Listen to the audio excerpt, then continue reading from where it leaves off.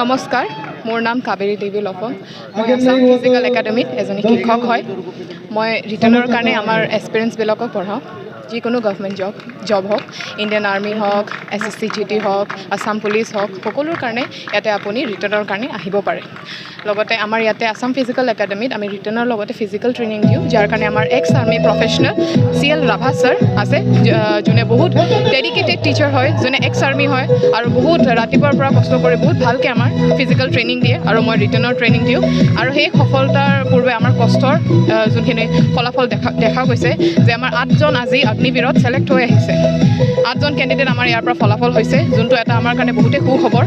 আমি বহুত ভাল পাইছোঁ। আজি এই দিনটো আমাৰ কাৰণে এটা গ্ৰেণ্ড চেলিব্ৰেশ্যন হয়, যাৰ কাৰণে আমি বহুতেই সুখী এইটো খবৰ পাই কিনে।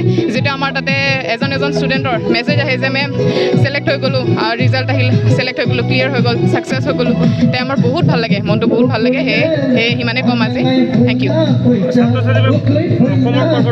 আচ্ছা, আমাৰ চেণ্টাৰত অসমৰ অল অভাৰ আছামৰ পৰাই বহুত কেণ্ডিডেটছ আছে, বহুত এক্সপিৰিয়েঞ্চ আছে। আপাৰ আছামৰ পৰা, লোৱাৰ আছামৰ পৰা, বৰপেটা, গোৱালপাৰা, লখিমপুৰ, তাৰপিছত খালি অসম বুলিয়ে নহয়, অসমৰ বাহিৰৰ পৰা নাগালেণ্ড, অৰুণাচল, মণিপুৰ, বিভিন্ন প্ৰকাৰৰ আমাৰ গোটেই হ'ল নৰ্থ ইষ্টৰ পৰা ক'ব পাৰি। গোটেই নৰ্থ ইষ্টৰ আমাৰ একাডেমিটো এতিয়া মই ভুল ক'লেও নহ'ব যে নম্বৰ 1ত চলি আছে, বিকজ আমাৰ ইয়াৰ পৰা এই 2 বছৰত জাষ্ট 2 বছৰ অ'পেনিং হৈছে, ইমান ছাকচেছফুল কেণ্ডিডেটছ গৈছে আমাৰ ইয়াৰ পৰা, যাৰ মই ইনষ্টিটিউশ্যনত দেখা নাই। যিমানখিনি এক্সপিৰিয়েঞ্চ ইয়াৰ পৰা ছাকচেছফুল হৈছে, সিমানখিনি মই অসমত এতিয়ালৈকে দেখা নাই। মই সিমানেই ক'ম। বহুত ভাল কুৱেশ্যন কৰিছে আপুনি। আছাম ফিজিকেল একাডেমি 2024ত আমি স্থাপন কৰিছোঁ। আজিলৈকে 2 বছৰমান হৈছে। আৰু আজিলৈকে আমাৰ ইয়াত 54জন ছিলেক্টেড হৈ গ'ল। আৰ্মি আৰু SSC GD আৰু পুলিচত আজিলৈকে 54জনমান আমাৰ ইয়াৰ পৰা ছিলেক্ট হৈ গ'ল। আপুনি এইটো কিয় আৰম্ভ কৰিছে, কি উদ্দেশ্য আপোনাৰ?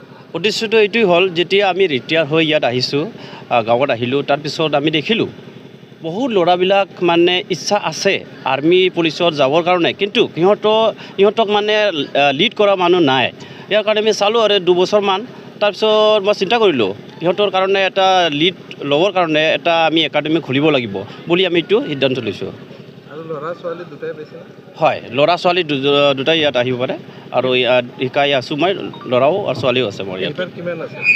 ইয়াৰ ল'ৰাবিলাক আমাৰ 62জন ল'ৰা আছে হোষ্টেলত, আৰু গাৰ্লছ আছে PGত 16 এতিয়া প্ৰেজেণ্ট আছে। টোটেল আমাৰ 120জন আছে। হয়,